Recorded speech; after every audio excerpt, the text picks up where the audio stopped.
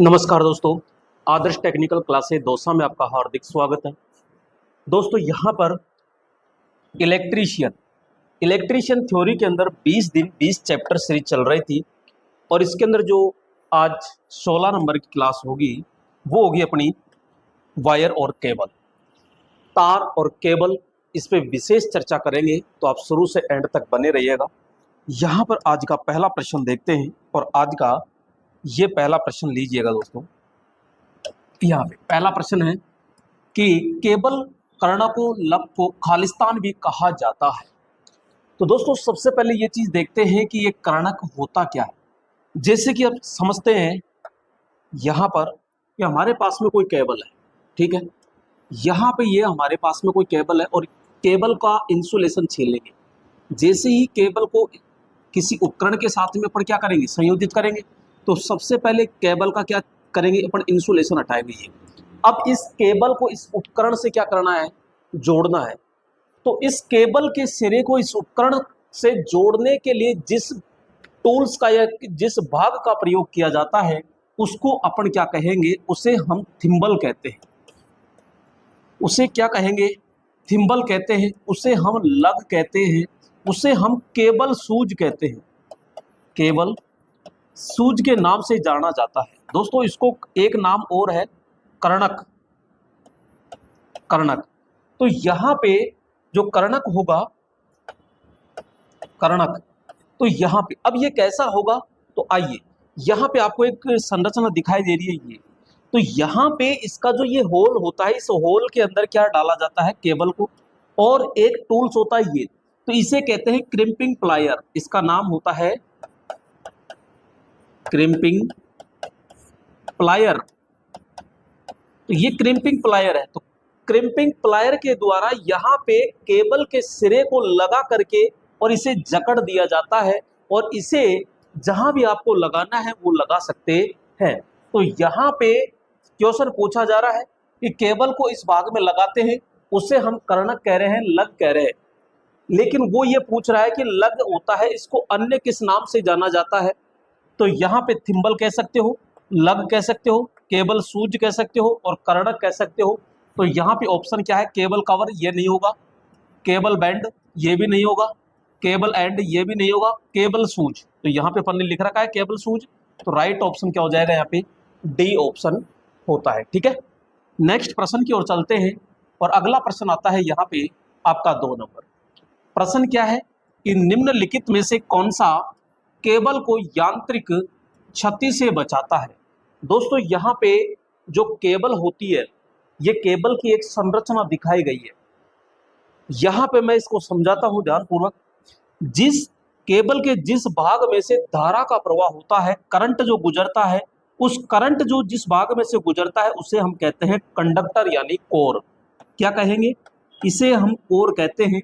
Core के ऊपर insulation चढ़ा होता है जिससे अपन कहते हैं विद्युत झटका नहीं लगना चाहिए, तो उसके ऊपर लगा होता है दोस्तों यहाँ पे पेपर इंसुलेटर होता है। यहाँ पे इम्प्रेग्नेटेड पेपर भी हम प्रयोग करते हैं और इस इंसुलेशन के पास में नमी बिल्कुल भी नहीं पहुंचनी चाहिए। तो उस नमी को रोकने के लिए यहाँ पे एक तीसरे नंबर की जो परत होती है वो होती है सिथड़, जो आपके शीशे की बनी होती है, शीशा या फिर एल्यूमिनियम, लेकिन पहली प्राथमिकता हम शीशे को देंगे। यानी कि शीशे की जो परत चढ़ी होती है उसका कार्य क्या है, नमी को रोकना होता है।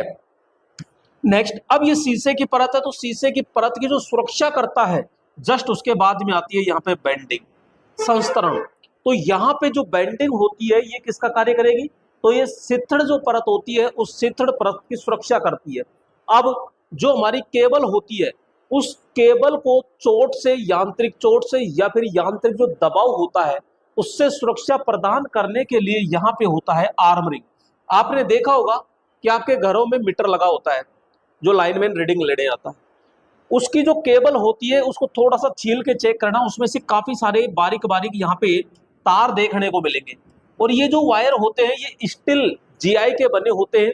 तो ये यांत्रिक चोट या यांत्रिक दबाव से सुरक्षा करने के लिए प्रयोग किया जाता है। और सबसे जो लास्ट की दोस्तों जो परत होती है, ये आपके बाहरी जो वातावरण होता है, तापमान है, वर्षा है, नमी है, आदि से सुरक्षा प्रदान करने के लिए ये होती है, जिसे हम सर्विंग कहते हैं। तो यहाँ पे टोटल परत की संख्या कितनी होगी? 6।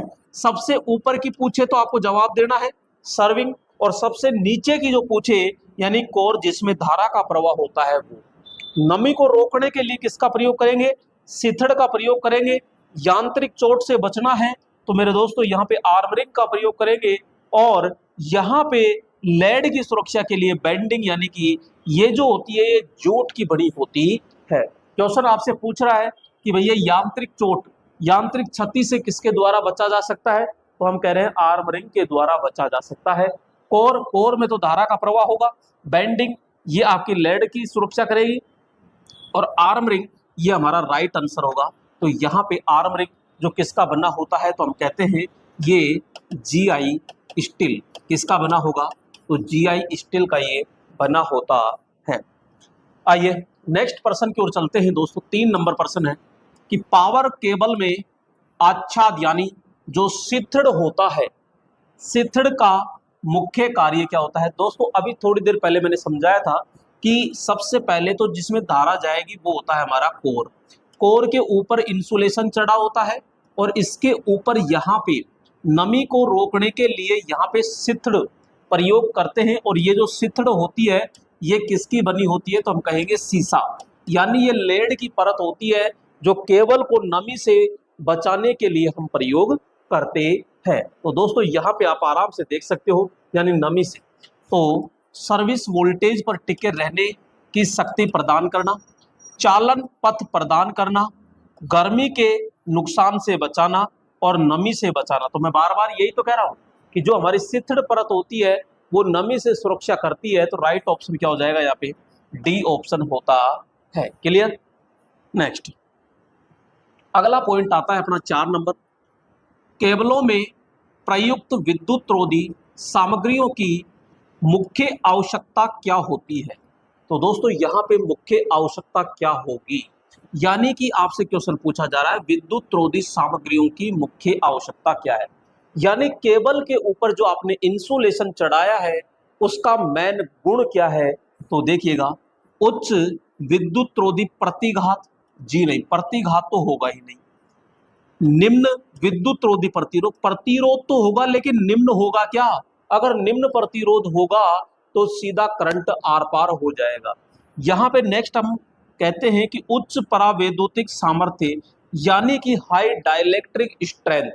हाई डाइलेक्ट्रिक स्ट्रेंथ जो होता है ये आपके अचालक पदार्थ का गुण होता है। ठीक है, तो राइट ऑप्शन क्या हो जाएगा यहाँ पे? सी ऑप्शन, यानी कि यहाँ पे होना चाहिए उच्च प्रतिरोध होना चाहिए। तो उच्च प्रतिरोध जो होता है वो भी बेस्ट है, लेकिन यहाँ पे ऑप्शन में नहीं है। तो उच्च परावैद्युतिक सामर्थ्य, और इसकी जो क्षमता होती है किसमें मापी जाती है? तो हम कहेंगे केवी प्रति एमएम, किलो वोल्ट प्रति मिलीमीटर के अंदर ये मापी जाती है। ठीक है, अगला प्रश्न आता है 5 नंबर। केबलों के परावैद्युत में समान विद्युत स्थैतिक प्रतिबल प्राप्त करने की प्रक्रिया का किसके रूप में जाना जाता है? तो दोस्तों ये साफ कह रहा है कि समान विद्युत स्थैतिक प्रतिबल किस रूप में जाना जाता है? तो केबलों के कर्तन से, काटने से जाना जाएगा क्या? जी नहीं। केबलों का प्रसार से, केबलों की ग्रेडिंग से, केबलों का परीक्षण। तो दोस्तों जो घरों के अंदर जो हम केबल प्रयोग करते हैं वो आपको पता होगा उसका जो ग्रेडिंग होता है वो कितना होता है? 1100 वोल्टेज। कितना होता है? घरों में जो हम प्रयोग करते हैं केबल, उसका ग्रेडिंग कितना होता है? तो 1100 वोल्टेज। तो केबलों के अंदर जो प्रतिबल प्राप्त करते हैं वो प्रक्रिया होती है केबलों की ग्रेडिंग। ठीक है दोस्तों, तो ये ग्रेडिंग के द्वारा हम चेक करते हैं। अगला आता है 6 नंबर। भूमिगत केबल ढालने के लिए निम्न में से कौन सी विधि सबसे सस्ती होती है? तो दोस्तों यहाँ पे मैं बात करूंगा, पहली जो विधि होती है उसे जैसे हम डायरेक्ट कहते हैं, डायरेक्ट विधि। तो दोस्तों यहाँ पे जो डायरेक्ट विधि होगी वो कौन सी होगी? आइए इसमें थोड़ा सा हम समझते हैं। तो यहाँ पे डायरेक्ट विधि के रूप में, तो यहाँ पे डायरेक्ट विधि में क्या होता है कि ये इस तरह की खाई खोदी जाती है, और इस तरह की जब खाई खोदी जाती है तो ये जो चौड़ाई होती है ना, खाई की जो चौड़ाई होती है वो 0.5 मीटर होती है। और दोस्तों ये जो गहराई होती है, तो ये जो गहरी होती है ना, ये अलग अलग तरीके से होती है। जैसे मैं बात करूंगा यहाँ पे निम्न निम्न वोल्टेज है, तो ये होती है भैया 0.75 मीटर। ठीक है। अगर मध्यम वोल्टेज है तो ये 0.9 मीटर होती है। अगर ये उच्च वोल्टेज के लिए हम प्रयोग कर रहे हैं, उच्च वोल्टेज के लिए, तो 1 मीटर की खाई होती है। इस प्रकार से तो लगभग हम मानते हैं कि 1 मीटर की खाई खोदते हैं। इसके बाद में यहाँ 5 सेंटीमीटर बालू रेत भरते हैं, 5 सेंटीमीटर। और इसके बाद यहाँ पर हम कहते हैं कि भाई साहब यहाँ पे हमारी केबल आती है। केबल आने के बाद यहाँ पे करते क्या है कि 15 सेंटीमीटर की फिर यहाँ पे बालू रेत भरते हैं, 15 सेंटीमीटर। ठीक है। उसके बाद यहाँ पर एक ईंट की लेयर लगाई जाती है, आर पार जितनी भी लंबी होती है वो, और शेष खाई को दोस्तों फिर मिट्टी से भर दिया जाता है। तो इस प्रकार से होती है। तो ये जो होती है सबसे सस्ती और बहुत कम समय में हम प्रयोग कर सकते हैं। एक होती है दूसरी पाइप, और एक होती है तीसरी ठोस विधि, ठोस। तो दोस्तों जो महंगी पड़ती है वो दोनों पड़ती है, जबकि सस्ती पड़ती है डायरेक्ट लेइंग होती है, यानी ड्राई इन लेइंग होती है, सॉलिड होती है, और फाइबर लेइंग होती है डायरेक्ट। तो राइट ऑप्शन ये। तो ये सबसे सस्ती विधि होती है डायरेक्ट लेइंग, जिसे सीधा खाई खोदो, केबल को ढालो और कल्याण कर दो जल्दी से। ठीक है। अगला प्रश्न देखिएगा 7 नंबर। भूमिगत केबलों को जंग और औजारों की चोट से बचाने के लिए उन पर चढ़ी धातु की परत के ऊपर खालिस्तान की एक परत चढ़ाई जाती है, जो जूट या हेसियन टैप से बनी होती है, जैसी किसी रेशेदार सामग्री से बनी होती है। दोस्तों वापस ध्यान समझ लीजिए। एक केबल है जिसके अंदर करंट गुजरता है, उसे तो कहते हैं कोर। कोर के ऊपर ये होता है इंसुलेशन। इंसुलेशन के ऊपर यहाँ पे शीशे की परत होती है जिसे कहते हैं सिथड़, और सिथड़ को सुरक्षा देने के लिए यहाँ रेशेदार पदार्थ होता है जिसे हम जूट कहते हैं। क्या कहते हैं दोस्तों? जूट कहते हैं, या दोस्तों हेसियन होती है। तो ये हम प्रयोग करते हैं। तो ये, और इसको बचाने के लिए यहाँ पे फिर हम यहाँ पे एक होती है ये तार ही तार प्रयोग करते हैं, और ये यांत्रिक चोट से बचने के लिए, और जस्ट इसके ऊपर होती है लास्ट की। तो मेरे दोस्तों ये तो कौन सी होती है?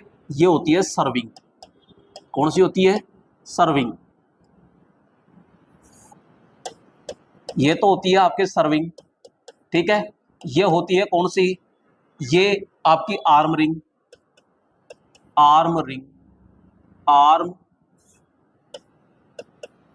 Arm ring. ठीक है। और ये जो होती है ये होती है बेंडिंग, बेंडिंग। ये होती है आपकी कौन सी? तो हम बात करेंगे सिथड़। और ये तो इंसुलेशन होता है, इंसुलेशन। और ये है मेरे दोस्तों क्या? Core, insulation. क्लियर? तो यहाँ पे आपसे पूछ रहा है कि जूट और हेसियन से कौन सी बनी होती है, तो जूट और हेसियन से ये बनी होती है बेंडिंग। तो राइट ऑप्शन क्या हो जाएगा यहाँ पे? ए ऑप्शन होता है। नेक्स्ट आगे चलते हैं दोस्तों, यहाँ पे 8 नंबर। निम्नलिखित में से किसका प्रयोग केबलों में इंसुलेटर के रूप में नहीं किया जाता? तो भाई इंसुलेटर के रूप में तो सीधा ही दिख रहा है, तांबा इंसुलेटर के रूप में प्रयोग होता है क्या? आप खुद बताइएगा। नहीं होता, तो राइट ऑप्शन हो जाएगा ये। आइए अगला प्रश्न आता है दोस्तों यहाँ पे 9 नंबर। और 9 नंबर क्या है कि लग किस पदार्थ के बने होते हैं? दोस्तों यहाँ पे पहला ही प्रश्न था कि लग किस प्रकार के बने होते हैं, तो वो तो लग थे। यहाँ पे ये जो होता है दोस्तों, ये कौन सा है? तो हम कहेंगे ये रिंग प्रकार का है। ठीक है। यहाँ पे जो होता है ये स्पेड प्रकार का होता है, स्पेड। और एक दोस्तों इसमें फ्लेज्ड स्पेड भी होता है, ये आयताकार होता है, आयताकार। यहाँ पे ये सॉकेट होता है, सॉकेट प्रकार का। ठीक है। और यहाँ पे ये होता है पिन प्रकार का। और दोस्तों इसके अलावा एक और होता है, इसमें दिखाया नहीं, फ्लेज्ड स्पेड और होता है। तो ये किसका? लोहा और तांबा का, टिन और जस्ता का, एल्यूमिनियम और कॉपर का, निकल और टिन का। तो हम कहेंगे एल्यूमिनियम और कॉपर का बना होता है। दोस्तों ये आपके पीतल का भी बना होता है। यहाँ पे हम ये भी कह सकते हैं किसका बना होता है? ये पीतल का भी बनाया जा सकता है। नेक्स्ट अगला प्रश्न आता है यहाँ पे, केबलों के सटीक दोष स्थान को खोजने के लिए किस तकनीक का उपयोग किया जाता है? तो दोस्तों यहाँ पे जो केबल के दोष होते हैं उस दोष को खोजने के लिए किसका प्रयोग किया जाता है? तो यहाँ बात करते हैं धारा का लूप परीक्षण, मुर्रे और वर्ले परीक्षण, प्रतिरोध मापन परीक्षण, और एक होता है डायरेक्शनल रिले। कौन सी होती है? डायरेक्शनल रिले होती है। तो दोस्तों यहाँ पे हम बात करेंगे कि यहाँ पे सटीक दोष के लिए कह रहा है दोस्तों ये, तो यहाँ पे मुर्रे और वर्ले लूप जो होता है ये हम प्रयोग करते हैं। वैसे इसमें एक होता है ये बला वियर दोष, यानी बला वियर परीक्षण, और एक होता है ये लूप परीक्षण। और लूप के अंदर होता है आपका कौन सा? एक तो ये मुर्रे होता है और एक होता है दोस्तों वर्ली। कौन सा होता है? वर्ली। तो इस प्रकार से होता है, तो ये भी होता है और ये भी होता है। ये दोनों जो होते हैं ये आपके व्हीट स्टोन ब्रिज सिद्धांत पर कार्य करते हैं भाई साहब, सिद्धांत पर कार्य करते हैं। तो राइट ऑप्शन क्या हो जाएगा?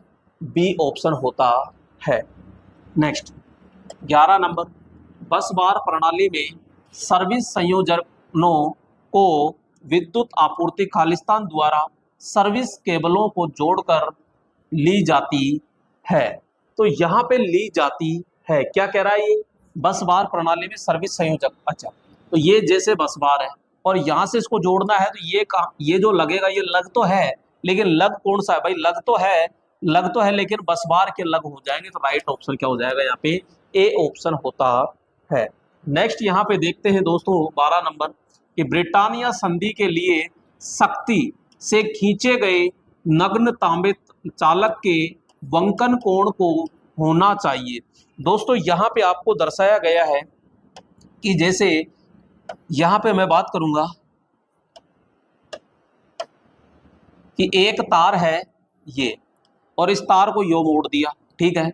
एक इसमें दूसरा तार और लिया गया है जिसके सिरे को इस प्रकार से यो रखा जाता है और फिर यो मोड़ दिया जाता है। अब इसमें करते क्या है, यहाँ पे एक और तार लिया जाता है जिसको यहाँ पे इस प्रकार से बांध दिया जाता है, ठीक है। और यहाँ पे हम बात करेंगे ये, तो ये तो हमारी केबल है भाई, ये तो क्या है? केबल है, ये तो केबल है। और इस तरह तो क्वेश्चन ये भी पूछ लिया जाता है कई बार कि यहाँ पे कि जो तीसरा तार है ये कितना मोटा होता है? तो 20S, यहाँ पे 20SW का होता है। या आप कहेंगे कि इसकी तुलना में ये जो होता है, इसकी तुलना में जो ये होता है ना, ये 1/3 होता है। कितना होता है? 1/3 होता है। और ये ध्यान रखना, ये लाइन के मध्य में और सीधी लाइनों में हम प्रयोग करते हैं, यानी लाइन की लंबाई बढ़ाने के लिए हम प्रयोग करते हैं। तो इसमें लिख सकते हैं लाइन की लंबाई बढ़ाने में। तो यहाँ पे दोस्तों ये जो मोड़ा जा रहा है ये कितना डिग्री है? तो हम कहेंगे 90 डिग्री। कितना डिग्री है? 90 डिग्री। तो राइट ऑप्शन क्या हो जाएगा यहाँ पे? सी। 13 नंबर, केबल में उपयोग की जाने वाली विद्युत रोधी सामग्री खालिस्तान होती है। तो दोस्तों विद्युत रोधी सामग्री कौन सी होगी? गैर द्रवग्राही होगी, गैर ज्वलनशील होगी, अम्ल रोधी होगी, विकल्प, सभी विकल्प सही है। तो दोस्तों गैर द्रवग्राही होगी, गैर, ये देखो ज्वलनशील नहीं है, गैर ज्वलनशील है, और अम्ल रोधी बिल्कुल सही है, अम्ल रोधी, और गैर द्रवग्राही होगी। तो राइट ऑप्शन क्या हो जाएगा यहाँ पे? डी ऑप्शन होता है। नेक्स्ट 14 नंबर, लाइटिंग परिपथ के लिए एल्यूमिनियम केबल का न्यूनतम स्वीकार्य आकार कितना होता है? दोस्तों इसको थोड़ा सा आप तरीके से समझिएगा मैं क्या कहना चाह रहा हूं। यहां पे एक शब्द लिखा मैंने सामान्य, ठीक है, और एक लिखा मैंने पावर, और ये दोनों ही क्या है? परिपथ। ठीक है, इनमें हम प्रयोग करेंगे। सबसे पहले जैसे हम बात करते हैं तांबा, कि तांबा तार लिया हमने और तांबा तार लिया, तो सामान्य जो परिपथ है ना, इस सामान्य परिपथ में जो तार हम प्रयोग कर रहे हैं वो न्यूनतम प्रयोग कर रहे हैं। परिपथ, सामान्य परिपथ में न्यूनतम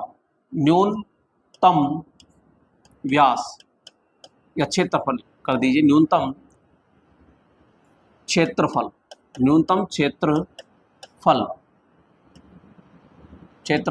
क्लियर। ये लो, इसी प्रकार यहाँ पे है। तो भैया तांबा के लिए तो कितना आ जाएगा 1 mm स्क्वायर, और यहाँ पावर के लिए जो रहेगा न्यूनतम वो कितना रहेगा 2.5 mm स्क्वायर। जबकि मेरे दोस्तों यहाँ पे आप ये कह सकते हो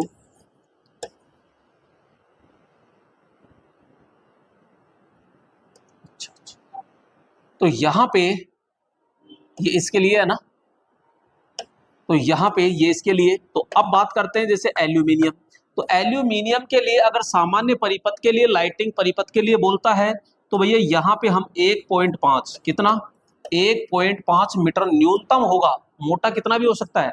और यहाँ पे ये कितना हो जाएगा 4 mm स्क्वायर, कितना हो जाएगा 4 mm स्क्वायर होता है। क्लियर यहाँ पे। तो यहाँ पे देखिएगा लाइटिंग परिपथ के लिए एल्यूमिनियम, किसके लिए पूछ रहा है एल्यूमिनियम, और लाइटिंग परिपथ का मतलब होता है सामान्य। तो ये कितना आ जाएगा 1.5। राइट ऑप्शन क्या हो जाएगा यहाँ पे बी ऑप्शन होता है। अगला है यहाँ पे नंबर 15, मुर्रे लूप और वर्ले लूप परीक्षण कौन से सिद्धांत पर लागू होते हैं। तो दोस्तों मैंने थोड़ी देर पहले ही समझाया था यहाँ पे कि ये दोनों जो सिद्धांत है किस पर कार्य करेंगे। तो यहाँ पे अपन सीधा सा कहेंगे कि भैया ये व्हीटस्टोन ब्रिज किस पर काम करेंगे, तो व्हीटस्टोन ब्रिज सिद्धांत पर कार्य करते हैं। राइट ऑप्शन हो जाएगा ए। नेक्स्ट यहाँ पे यूटीपी यानी यहाँ पे यूटीपी, तो यहाँ पे अपन कहेंगे कि अनशिल्डेड ट्विस्ट पेयर केबल होती है के मामले में यूटीपी का पूर्ण रूप है। तो अनशिल्डेड ट्रांसमिशन नहीं आएगा, यूनिवर्सल नहीं आएगा, अनशिल्डेड twist pair cable. Right option क्या हो जाएगा इसमें सी ऑप्शन होता है। नेक्स्ट फेज और फेज से न्यूट्रल तक केबल के विद्युत रोधन परीक्षण में प्रतिरोध खालिस्तान होता है। दोस्तों यहाँ पे बात सीधा सा कर रहा है कि ये चालक तार है, और चालक तार के ऊपर जो आप इंसुलेशन चढ़ाते हो, ये इंसुलेशन जो चढ़ा रहे हो भाई, ये तो क्या है, हम कहेंगे ये तो चालक है, और ये है क्या इंसुलेशन। तो इस इंसुलेशन का प्रतिरोध, इस इंसुलेशन का क्या पूछ रहा है ये प्रतिरोध, तो कितना होना चाहिए, तो हम कहेंगे 1 मेगा ओम। इस 1 मेगा ओम से कभी भी कम नहीं होना चाहिए। तो 1 मेगा ओम राइट ऑप्शन क्या हो जाएगा यहाँ पे बी ऑप्शन होगा दोस्तों। नेक्स्ट यहाँ पे बात करेंगे दोस्तों 18 नंबर, और 18 नंबर क्या है केबल का प्रोत्कर्ष प्रतिरोध यानी सर्ज रेजिस्टेंस क्या होता है। दोस्तों आपसे कई प्रकार से पूछा जा सकता है, ये केबल का पूछ रहा है, आपसे ट्रांसमिशन का भी पूछ सकता है। तो यहाँ पे ट्रांसमिशन लाइन, तो ट्रांसमिशन लाइन का पूछता है, तो उसका होता है कितना 400 से 600 यानी लगभग अपन कहेंगे 500 ओम। कितना होता है 500 ओम।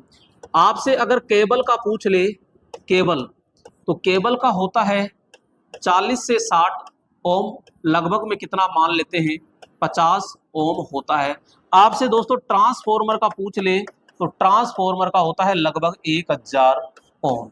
ठीक है, पूछा किसका है केबल का पूछा है, तो 50 ओम ठोक दीजिए। राइट ऑप्शन क्या हो जाएगा यहाँ पे बी ऑप्शन होता है। नेक्स्ट 19, इसकी खालिस्तान के कारण एल्यूमिनियम के बसवार सामग्री के रूप में ज्यादा पसंद किया जाता है। तो दोस्तों ज्यादा पसंद किया जाता है, तो हम कहेंगे इसकी खालिस्तान के कारण एल्यूमिनियम को बसवार, भैया लागत कम आती है, कम लागत के कारण एल्यूमिनियम के बसवार को सामग्री के रूप में ज्यादा पसंद किया जाता है। दोस्तों ध्यान रखना यहाँ पे बसवार, जो बसवार होती है ना, ये किस किस की बनी होती है, तो हम कहेंगे एल्यूमिनियम, और एक होती है कॉपर। तो एल्यूमिनियम की होती है, इसमें जो धारा घनत्व होता है वो 148 एम्पियर प्रति सेंटीमीटर स्क्वायर होता है।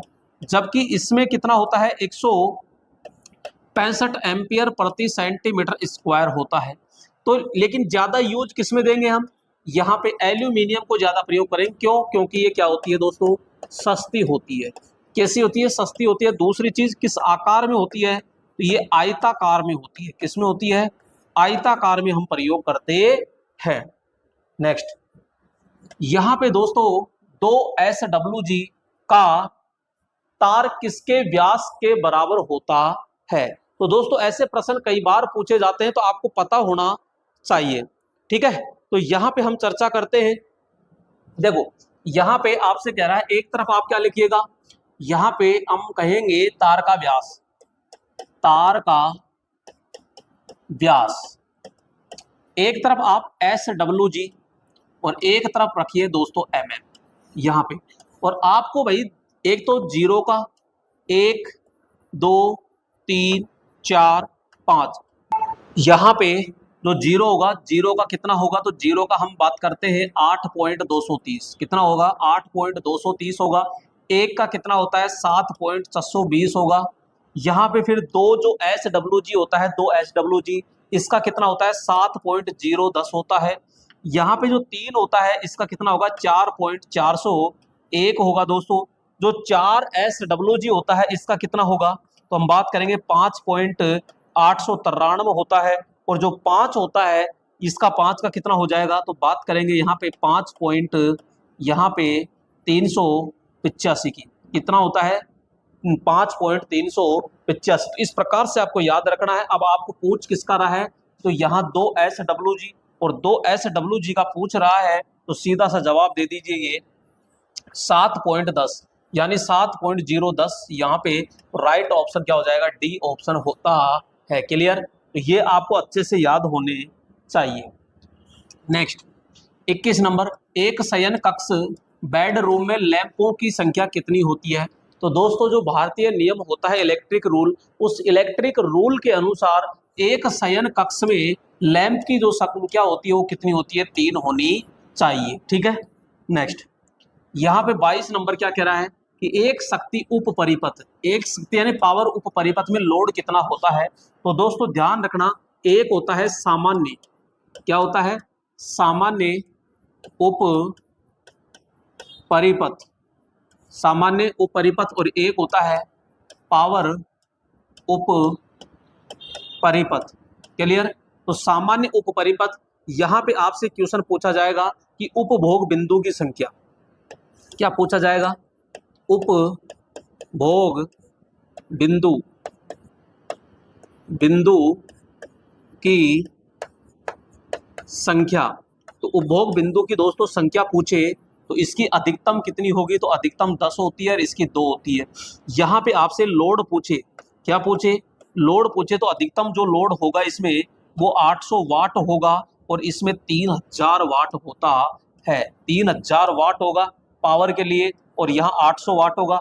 उपभोग बिंदु की संख्या पूछे, सामान्य में 10 होगा और यहाँ पे उप परिपथ में कितना होगा? तो 2 होता है। तो यहाँ पे उप परिपथ यानी ये पावर है मेरे दोस्तों, तो पावर के लिए पूछ रहा है। पावर उप परिपथ में भार, भार का मतलब क्या होता है? तो लोड होता है। तो लोड कितना होगा? यहाँ पे 3000 वाट होगा। ठीक है। यहाँ पे नेक्स्ट, यहाँ पे 23 नंबर, 3SWG व्यास का कितना होगा तुल्यांक की मान? तो दोस्तों अभी आपने देखा 0 1 2 3 4 5, इसका कितना होता है? तो हमको पता है 8 पॉइंट कितना होगा? 230 होगा। इसका 7 पॉइंट कितना होता है भैया? 7 पॉइंट कितना होता है? 420 होता है। इसका 7.010 होता है। और इसका हम बात करेंगे सीधा कितना होता है?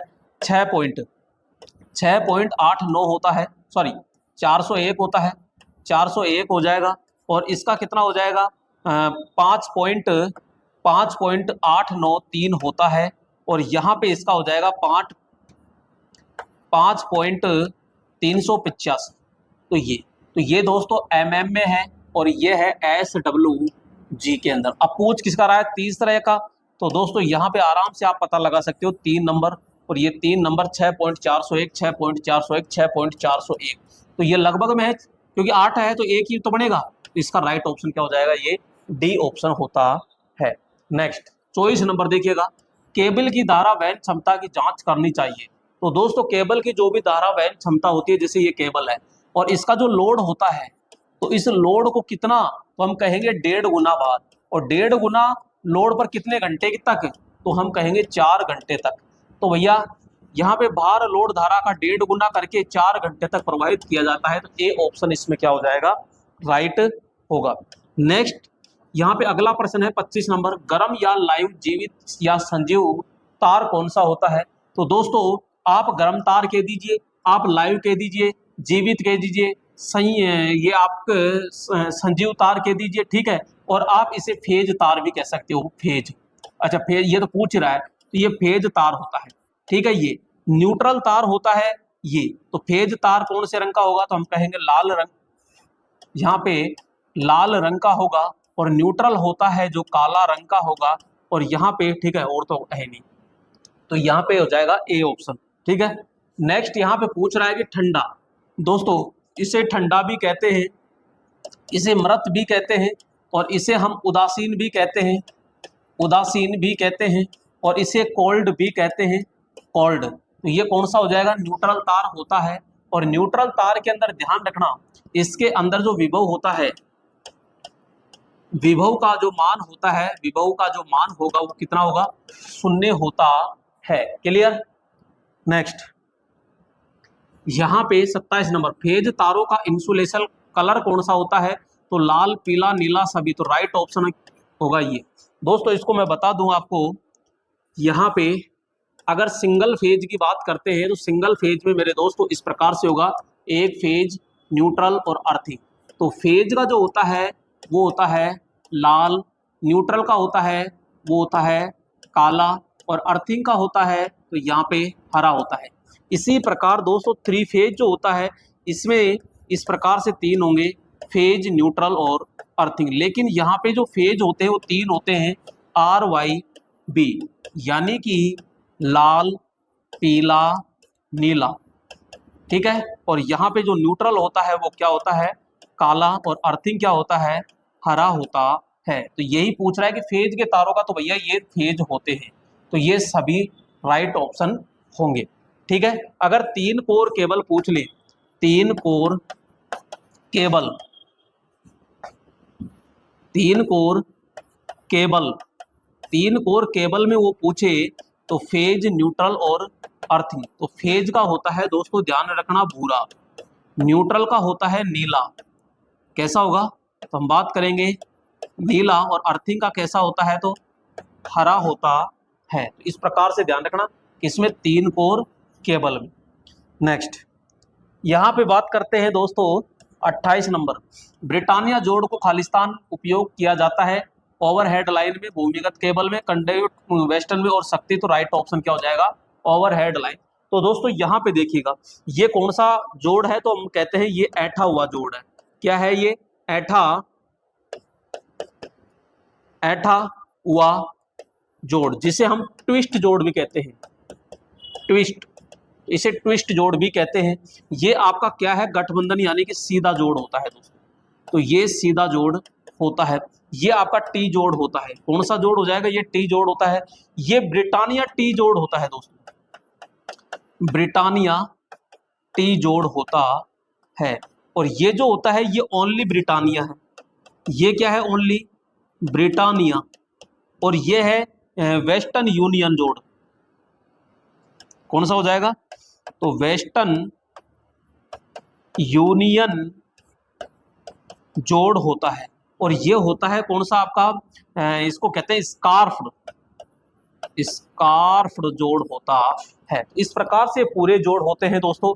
इसमें ब्रिटानिया, ये सॉरी, ये ब्रिटानिया और ये जो होता है इसका तनाव अधिक होता है, तनाव अधिक।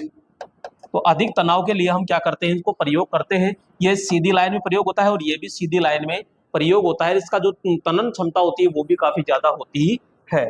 नेक्स्ट यहाँ पे 29 नंबर देखिएगा, केबल के विद्युत रोध में प्रयुक्त पेपर कौन सा होता है, इम्प्रेग्नेटेड पेपर होता है, इंसुलेशन पेपर होता है, एच आकार होता है, बी आकार होता है। हम सीधा कहते हैं इम्प्रेग्नेटेड पेपर का हम क्या करते हैं, प्रयोग करते हैं। ACSR का विस्तार क्या है? तो भैया एल्यूमिनियम कंडक्टर स्टील रैन फोर्ज्ड होता है, एल्यूमिनियम कंडक्टर स्टील रैन फोर्ज्ड होता है। तो इसमें पहला ही ऑप्शन सही, एल्यूमिनियम कंडक्टर स्टील रैन फोर्ज्ड, ठीक है। तो ये आपका क्या हो जाएगा, राइट हो जाता है। तो दोस्तों इसका जो हम प्रयोग करते हैं सभी क्या, सभी ओवरहेड लाइन, ओवरहेड लाइन, सभी ओवरहेड लाइन के अंदर हम इसका क्या करते हैं, उपयोग किया जाता है। किसका, ये ACSR। और ACSR जो होता है इसके जो उपनाम की अगर बात करते हो, उपनाम, तो दोस्तों इसको हम बंडल तार भी कहते हैं। ये खोखला होता है तो इसे खोखला तार भी कहते हैं। इसे रेशेदार तार भी कहते हैं, रेशेदार। इसे हम लड़ीदार तार के नाम से भी जाना जाता है। ये कई सारे नाम इसमें होते हैं। इसे मानक तार भी कहते हैं, मानक। और इसे स्टैंडर्ड तार के नाम से भी जाना जाता है। अगला आता है 31 नंबर। भारतीय मानक संस्थान के अनुसार उप परिपथ में पंखे, सॉकेट और लाइट को खालिस्तान तक सीमित किया जा सकता है। तो दोस्तों मैंने अभी थोड़ी देर पहले आपको बताया था कि जो सामान्य उप परिपथ होता है, सामान्य उप परिपथ, सामान्य जो उप परिपथ होता है तो इसमें अधिकतम संख्या, तो अधिकतम संख्या कितनी, किसकी, तो हम कहेंगे उपभोग बिंदु की, उपभोग बिंदु। तो उपभोग बिंदु की अधिकतम संख्या कितनी होगी, तो मैंने बताया था 10 होगी। और लोड तो है ही, और लोड कितना होगा, तो लोड होता है 800 वाट, 800 वाट और 10 पॉइंट इसमें होते हैं। Next 32 number. एक शक्ति उप परिपथ में भार कितना होगा, तो भैया कितना होगा, तो 3000 वाट होगा यहाँ पे, क्योंकि उप शक्ति पूछ रहा है, यानी पावर उप परिपथ में लोड कितना होता है, 3000 वाट होता है। नेक्स्ट SWG का विस्तार क्या है, तो standard wire gauge, standard wire group नहीं होगा, गेज होगा, स्टैंडर्ड वायर गेज होगा। तो यहाँ पे हम सीधा कहेंगे स्टैंडर्ड वायर गेज होता है, जो तार का व्यास मापने के लिए प्रयोग किया जाता है। 34 number. Overhead telephone line, overhead telephone तार खालिस्तान है। तो दोस्तों यहाँ पे टेलीफोन जो तार होते हैं वो किसके बने होते हैं, तो हम कहते हैं ये GI के बने होते हैं, यानी स्टील तार के होंगे, किसके होंगे, स्टील, क्योंकि GI जो होता है वो स्टील के अंदर ही आता है। नेक्स्ट, निम्न तथा मध्यम वोल्टेज लाइन के लिए वोल्टेज का रेगुलेशन कितना होता है। दोस्तों ध्यान रखना यहाँ पे कि निम्न व मध्यम पूछता है, निम्न व मध्यम पूछता है तो ±5% होता है। अगर वो आपसे उच्च वोल्टेज के लिए पूछता है, उच्च वोल्टेज में पूछता है तो ±12.5% होता है। तो यहाँ आपसे निम्न और मध्यम पूछ रहा है, तो राइट ऑप्शन क्या हो जाएगा, बी ऑप्शन होता है। Next 36 number. केबल इंसुलेशन में प्रतिरोध का मान कितने से कम नहीं होना चाहिए, तो भैया ये अभी थोड़ी देर पहले भी आया था, 1 मेगा ओम से कम नहीं होना चाहिए, किसका, इंसुलेशन का। 37 नंबर। केबल में बैंडिंग परत चढ़ाने के लिए कौन से पदार्थ का प्रयोग करते हैं, तो भैया बैंडिंग में प्रयोग करते हैं यहाँ पे पटसन यानी जूट का प्रयोग करते हैं, हेसियन क्लॉथ दोनों का, तो हम कहेंगे हेसियन क्लॉथ और जूट का हम प्रयोग करते हैं। जो ये किसके ऊपर, तो शीशे की परत होती है उसके ऊपर चढ़ाने के लिए प्रयोग किया जाता है। नेक्स्ट 38। ब्रिटानिया स्ट्रेट जॉइंट का इस्तेमाल खालिस्तान में किया जाता है। तो ब्रिटानिया स्ट्रेट जो कंडक्टर की लंबाई बढ़ाने के लिए होता है, प्रतिरोध बढ़ाने, कंडक्टर की चालकता, और ये कंडक्टर को तनने, तो हम कहेंगे सीधी लाइन में हम प्रयोग करते हैं। और ये कंडक्टर की लाइन जो लंबाई होती है उसको बढ़ाने के लिए प्रयोग किया जाता है। नेक्स्ट, तारों के समूह से बनाए गए केबल एकल कंडक्टर को खालिस्तान कहा जाता है। तो सॉलिड कंडक्टर, स्टैंडर्ड कंडक्टर और VR कंडक्टर, गुड कंडक्टर। तो दोस्तों यहाँ पे कौन सा होगा, तो हम कहते हैं तारों के समूह जो होता है, अभी मैंने बताया था, तो उसे हम स्टैंडर्ड कंडक्टर के नाम से जाना जाता है। Next 40 number.